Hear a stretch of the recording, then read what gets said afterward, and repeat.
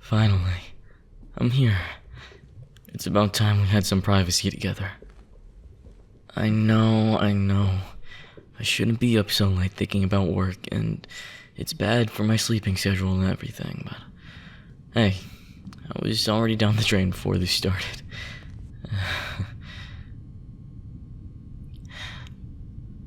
I'm sorry, but I just had to see you again. Alone. I couldn't have the others around. I have to tell you how I really feel. I want us to be honest with each other again. I miss those days so much.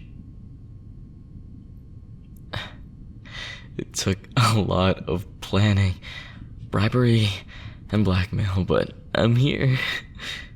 So, let's both call this a date.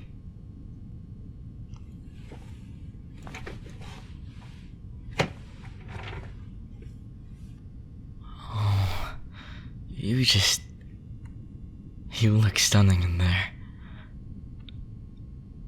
I mean, you've rivaled sunsets for as long as I've known you, but here, it's amazing. You're like the perfect decoration. Your pod is the only light I see in this dark room, and its glow is incredible. You float in there like an angel, supported by those cords and vital readers spreading out like perfectly black wings. It's such a sight. I wish you could see it too.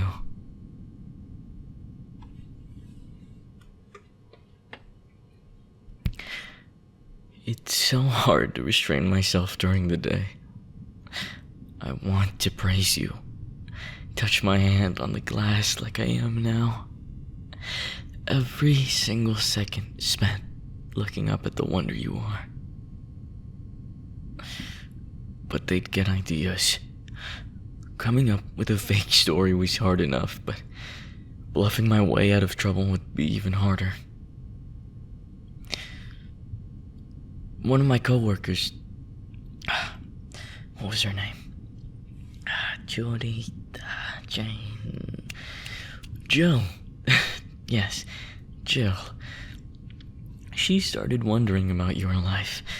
She's been thinking of contacting any loved ones you might have had. I want to tell her so badly that it's me. I'm the one you loved most, and everything's under control. But I can't. They'd ask too many questions and... Never mind. This is our date. I shouldn't be worried about the future. I should be focused on you. So, how is it in there? Does all that solution feel nice when it's soaking into you? Taking all that pain away, preserving you perfectly. I've actually been taking a look at the most recent reports.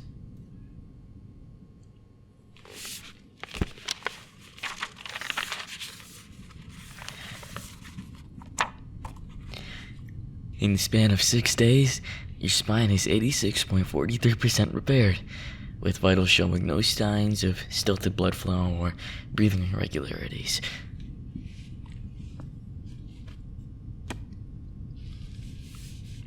Waking you up when it's finished is another matter entirely, but I'm glad that possibility is on the table. I wonder if you dream.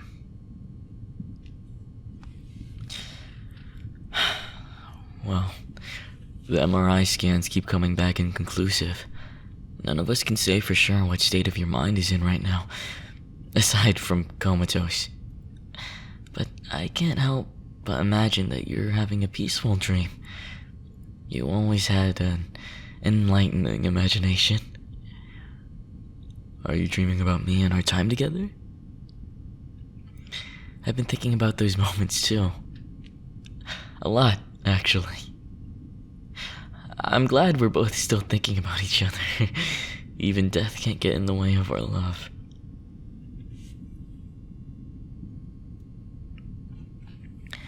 I love that past, but the future is where my mind is at right now.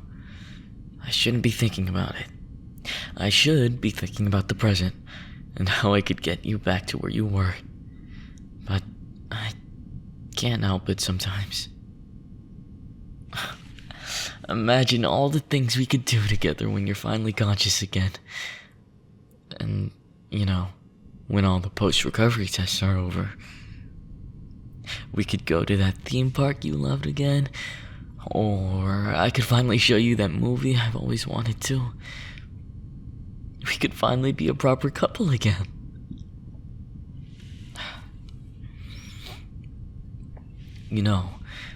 When we first had this substance shipped to us, I was fascinated by it, but also hesitant to go anywhere near it.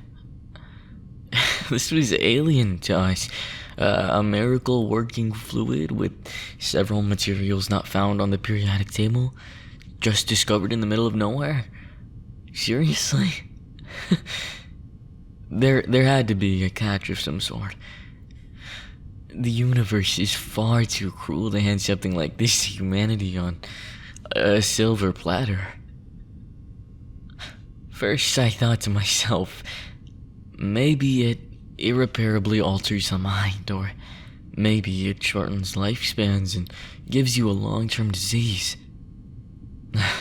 Even something really stupid like maybe it's sentient and it secretly feeds off of those that heal themselves in it. I was genuinely concerned that we were dealing with a horror way beyond our comprehension. How the hell did I get a degree? But it's effectively saved our relationship.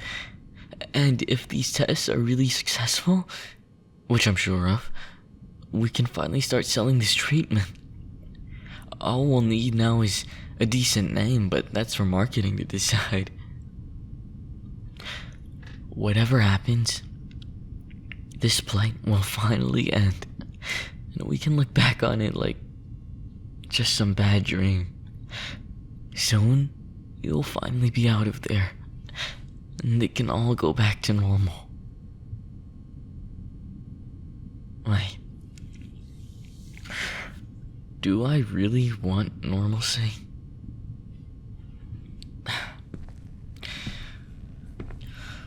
Think, Isaac. Normalcy is what did this to your love in the first place. Normal is not enough. It never was. You have the love of your life right here, right in front of you, in a pod. Someplace they can't foolishly get out and hurt themselves. That's perfect. What am I saying? Of course it isn't. Nothing is right about this idea. God. If I tried to keep you in there forever, I'd never be able to touch your face again. And you'd never be able to tell me how grateful you are that I saved your life. We can't have that. But then what? We can't just go back to the status quo either. What if I didn't just heal you? What if I improved you? I could get some other solutions and chemicals being tested. Maybe even nanomachines from that other lab. I could slip them into your tank or your oxygen machine, and I'll have them get under your skin, change your body from the ground up, and make you stronger.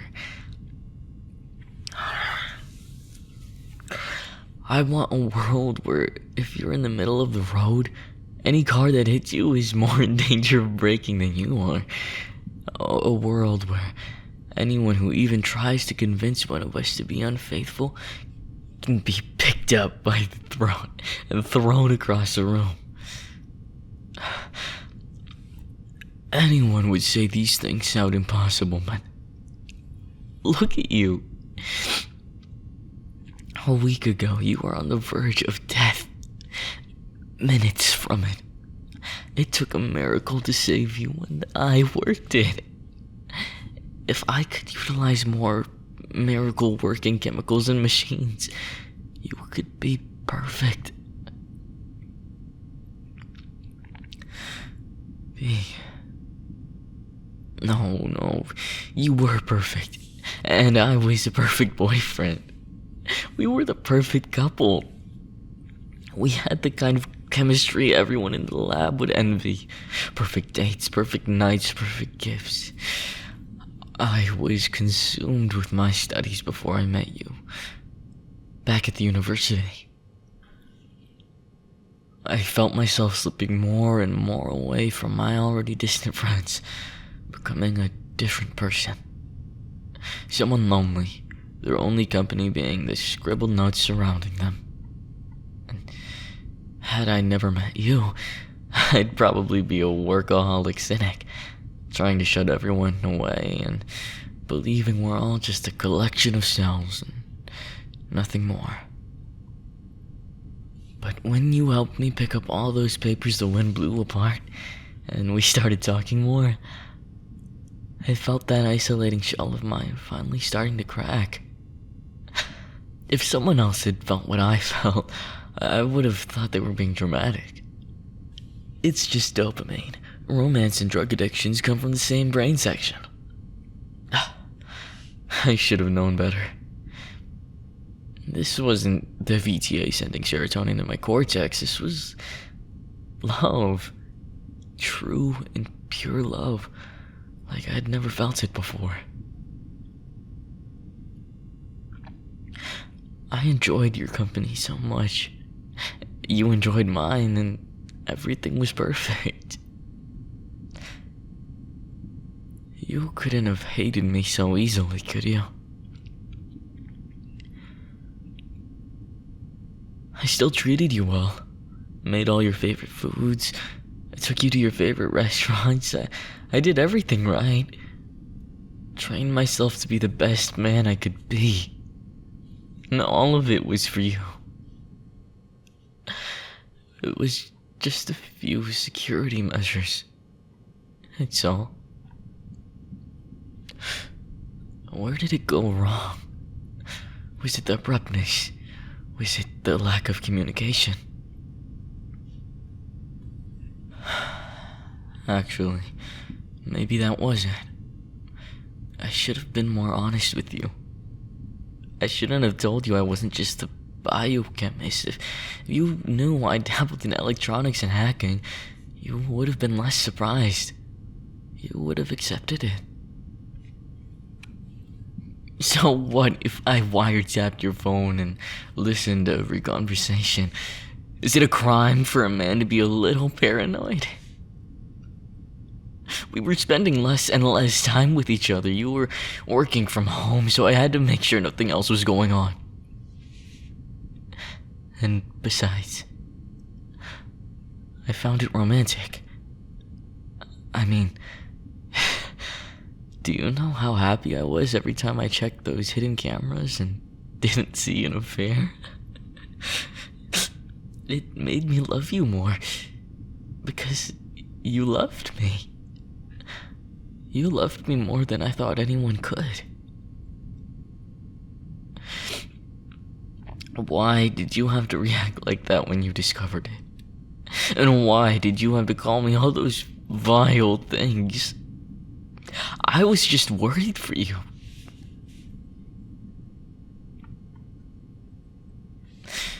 Maybe I should have been calmer when I explained everything,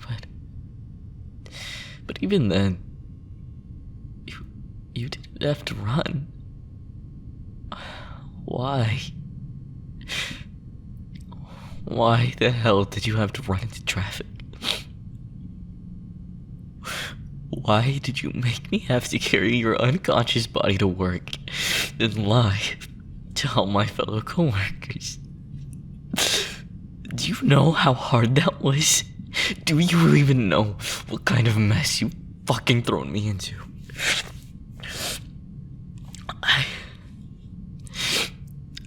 just wanted everything to be perfect.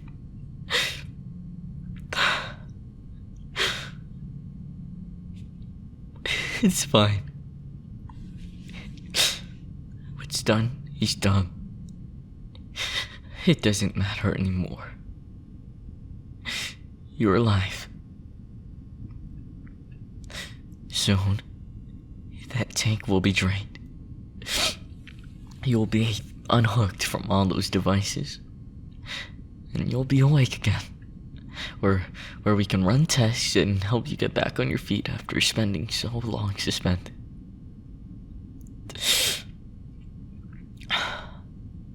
I'll be able to touch your face again. Every day I imagine the moment you step out the tank.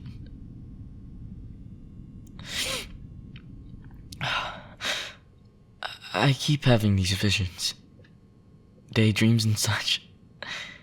Most likely the consequences of sleep deprivation. But I can't help but keep remembering them. It always starts with the tank being drained, with a lot of steam and vapor coming from nowhere. And slowly, it clears away. And whatever I'm letting out, it's never you. It looks like you sometimes, but it's not you. It's too tall, or it's a color humans aren't supposed to be, or it has a second mouth splitting down its chest, or its eyes are glowing red. And when it looks at me, it slowly studies my body and my face. And once it comprehends who I am, it either reacts with fear or absolute scorn. Then it uses a tall hand or a claw or whatever the liquid gave it, and it ends me. It ends me out of pure hatred, with no regret. You'd never do that, right? You don't hate me, do you? After all I've done to help preserve you? I just want to talk again. I just want you to tell me that you forgive me. Why don't you just wake up and give me a sign? Anything. I just want you to love me again.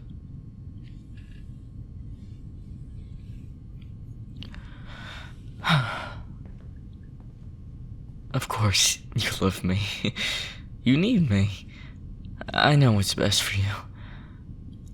I know who you should stay away from and what you shouldn't do. That is what you told me, right?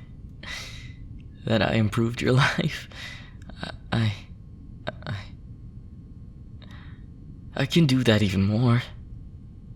I can improve you. I will improve you.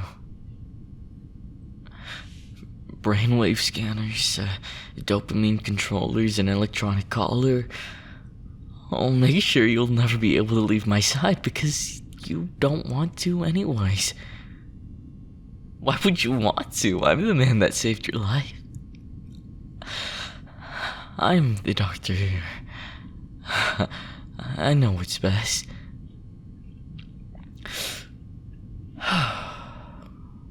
Sorry. I know my little outbursts have been getting out of hand. I shouldn't be saying stuff like this. That's not the Isaac you fell in love with. Oh, the lack of sleep is... Well, I don't need to explain it anymore. You get it. Actually, maybe I can fix that.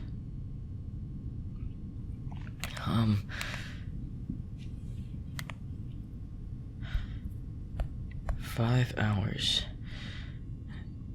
and enough to catch up on some rest and sneak out of here unnoticed.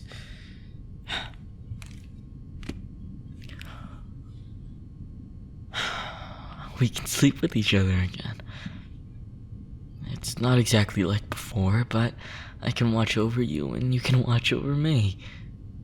It's perfect.